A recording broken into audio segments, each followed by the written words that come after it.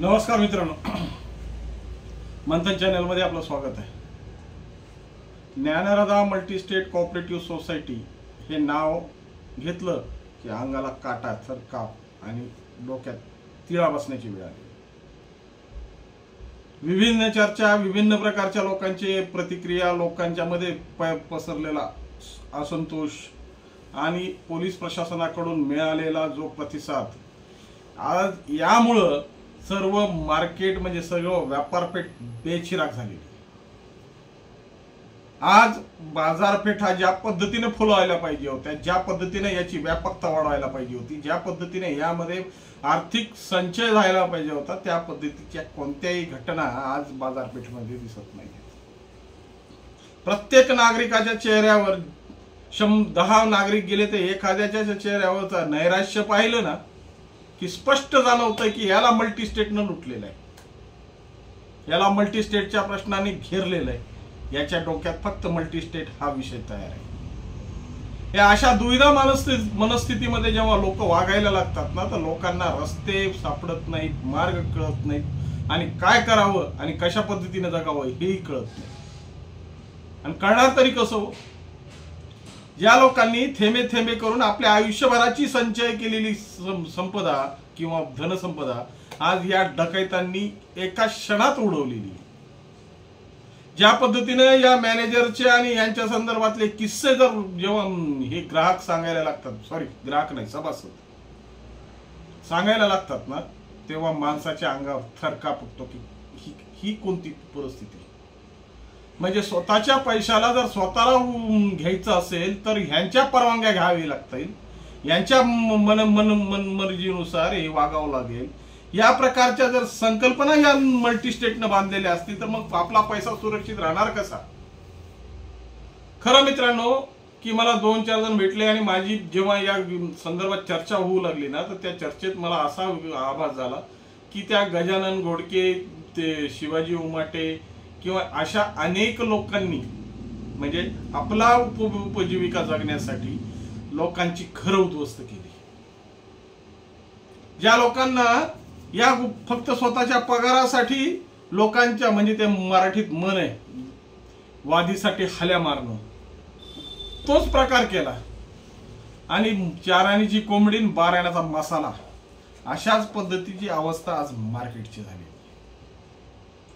आज ज्या पद्धतीने या मल्टीस्टेटला पाहिला जात होतं ना, ज्या पद्धतीने कुठेंचा डोलारा बघितला जात होता, त्या डोलाऱ्याच्या भ्रमनिरासावर अनेकांनी आपले आयुष्य उद्ध्वस्त करून घेतले। आणि आता ऐकायला मिळतंय अनेक जणांकडून या गोष्टी कळायला लागल्यात की आता कुठे आपल्या मोची पिंपळगाव आणि इकडच्या भागातल्या काही गोष्टी विकायला सुरुवात केली, अशी चर्चा मार्केटमध्ये उधाण आणली आहे। जर अशा परिस्थितीत जर ठेवीदारांची परिस्थिती काय असेल याचा विचार मला सगळ्यात मोठा गंभीर वाटायला लागला। कारण की ज्या ठेवीदारांना या सगळ्या डॉलरला बघून यांच्या ठेवी या ज्ञानराधा मल्टीस्टेट मध्ये ठेवल्या आणि या ज्ञानराधा मल्टीस्टेटच्या ज्या आधारावर उभी होती त्या आधारालाच आता सुरुंग लावण्यात आले, यायला लागले, घुस पोखायला लागलेली।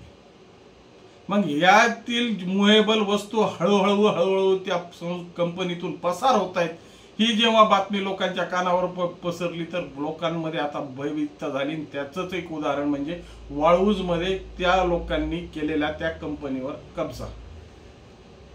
म्हणजे लोकांना आता शाश्वती कशी राहिली की या लोकांना हे ज्ञानराधा मल्टीस्टेट म्हणजे कुठे हे पैसे देतील, कारण की हळूहळू जर त्यांच्या जवळचे लोक या पद्धतीच्या जर कारवाया सुरू करत असतील, त्या ठिकाणच्या काही गोष्टी विक ही गोष्ट अशी कानावर वाच्यता आहे, त्या खऱ्या अर्थाने ती खरी का खोटी हे प्रशासनानं त्याची तसदी घ्यावी।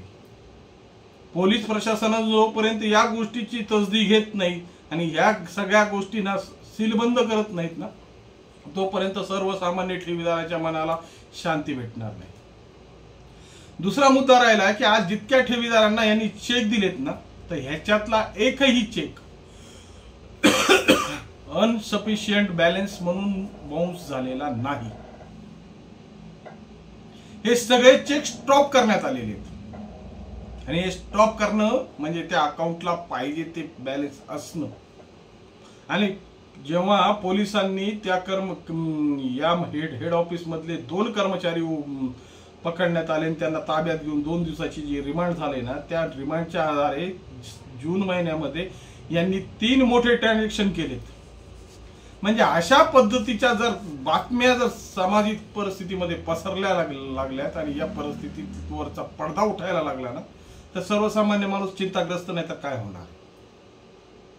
प्रत्येक जण हा आपल्या ठेवलेल्या ठेवीला सुरक्षित मानायलाच तयार नाही. आज सगळ्या गोष्टी येऊन आता प्रशासनावर ठेपलेल्या आहेत आणि प्रशासन जे पाऊल उचलेल किंवा याच्यावर बसणारी SIT जी पावलं उचलेल त्याच्यावरच येणारं भवितव्य या ठेवीदारांचं.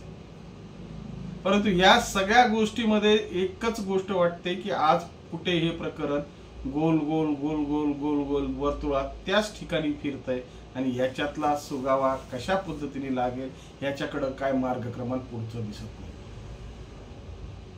जालन्याला नेलं होतं, तीच चूक जालन्याच्या पोलिसांनी केली जी बीडच्या पोलिसांनी केली. परंतु ही चूक झाल्यानंतर सुद्धा अनेक लोकांना आता मार्गदर्शन एकमेकापासून घेणं सुद्धा अवघड वाटायला लागले. त्यांना वाटत नाहीये की हा प्रश्न कशा पद्धतीने सुटेल. या ठिकाणी मला एकच गोष्ट आठवते की दाम करी काम वेड्यात दाम करी काम. ही तर परिस्थिती नाहीये ना. या परिस्थितीच्या मध्ये विळखून पडलेली ही व्यवस्था आणि सर्वसामान्य माणसाला दिलेल्या हवादिल करून सोडलेली व्यवस्था, या दोघांमध्ये कुठेतरी समन्वय बांधण्याची परिस्थिती आता लोकप्रतिनिधींवर पडलेली. या लोकप्रतिनिधींनी आता या गोष्टीचा खांद्यावर आपल्या बोजा घ्यावा, नाहीतर ज्या पद्धतीने लोकसभेमध्ये धनानून या लोकांनी या गोष्टीचा विरोध केलाय ना, तीच परिस्थिती आता विधानसभेला सुद्धा या लोकांना भोगायची वेळ येणार. त्यामुळं या सगळ्या प्रश्नांचे कोडे उत्तर शोधण्याची वेळ आता जनप्रतिनिधींवर येऊन पडलेली आणि दिल्लीच्या दप्तरी ज्या पद्धतीने या गोष्टी मांडता येतील, सेंट्रल रजिस्ट्रारला ज्या पद्धतीने यावर लवकरात लवकर कारवाई करायला भाग पाडता येईल, तेवढ्यावरच या जनतेला मिळणारा सुटकेचा श्वास याच गोष्टीवर आधारित आहे. म्हणजे ज्या पद्धतीनं तुम्ही या गोष्टीला अलिबाबाची गुफा करू नका. अलिबाबाच्या ज्या पद्धतीने गुफेमध्ये खुलजा सिमसिम म्हणलं की अनेक धनाचे साठे दिसत होते, परंतु कुठेच्या ह्याच्यात फक्त प्रश्नार्थक चिन्ह दिसत आहेत. हीच सर्वसामान्य माणसाची व्यथा आहे. त्यामुळं खऱ्या अर्थानं प्रशासनाला आणि लोकप्रतिनिधींना हात जोडून विनंती आहे की बाबा हो, सर्वसामान्यासाठी काम करण्यासाठी व्रत घेतलेलं आहे, सर्वसामान्यासाठीच विषय मार्गी लावा. ज्या लोकांमध्ये या पद्धतीच्या नैराश्याच्या भूमिका निर्माण झाल्या आहेत ना, त्यांना आता कुठेतरी सुटकेचा श्वास देण्यासाठी, मदतीचा हात देण्यासाठी किंवा विश्वासाची पाठ थोपटण्यासाठी खरी जबाबदारी तुमच्यावर आहे. जोपर्यंत तुम्ही या गोष्टीवर पूर्णपणे एकरूप होणार नाही, एकरूप या गोष्टीचा खऱ्या अर्थाने SITच्या माध्यमातून छडा लावणार नाही, तोपर्यंत हा प्रश्न फक्त फिरणाऱ्या वर्तुळासारखं, म्हणजे कोळी ज्या पद्धतीने आपलं जाळं विणते त्या पद्धतीने हे जाळं विणले जाणार आहेत आणि हाती काय लागणार आहे. शेवटी जे दिलीप आडपेटचं झालं ते कुठेच करू नका, एवढीच प्रशासनाला विनंती. नमस्कार.